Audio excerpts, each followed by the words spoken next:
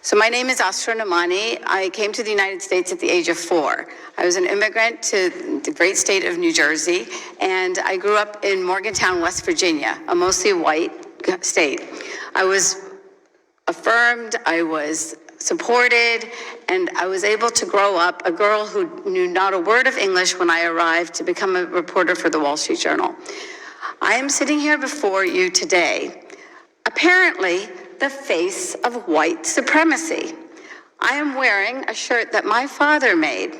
My father survived, literally, white supremacy in India.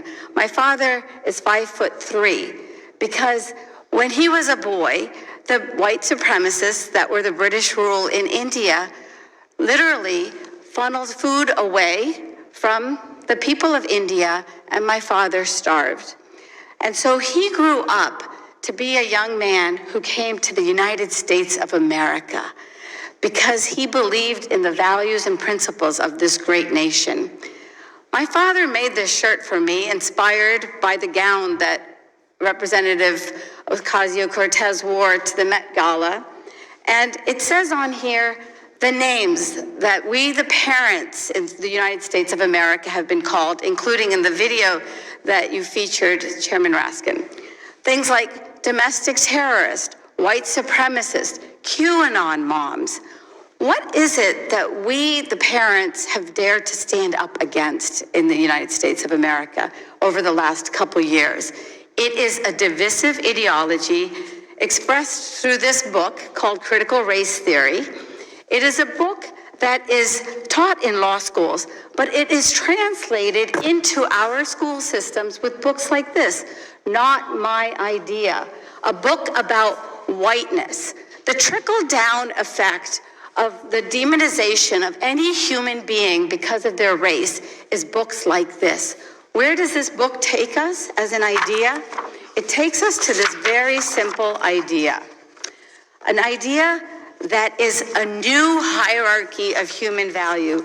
There is no doubt that the hierarchy of human value that was about white supremacy is illegitimate. Every single person is opposed to the idea of white supremacy.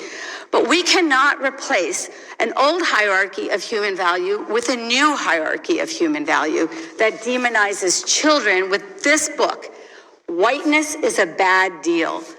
Signing a contract with the devil. What is the message in this? The message is the shaming of human beings. No child should be shamed. And why is this a threat to our democracy? Because we then have posters like this one in the Los Angeles School District. What does it say? F America, with KKK replacing the C. Because the idea is that our nation has become a white supremacist nation. And that is not true. That is not the reality. And we can see exhibited here today this poster also, F the police. This is an ideology that I call the woke army. It is an ideology of activists who are going through America's school districts and our communities, and what they are doing is a threat to democracy. What is the greatest threat that our children face today? It is the learning loss that has happened in our school districts. The Department of Justice declares clearly the characteristics that lead any human being to extremism include having less education. Chairman Raskin, I don't know if you know it, but the reading level in your school district, in Montgomery County Schools, is at 32% of kids that are reading at grade level. Math is at 30%. Congresswoman Tlaib is here. In Detroit, it's 18% and then 12% for math. It is a failure. This is a system failure. White supremacy must be defeated, as must all extremism. This is our mandate as adults for our children.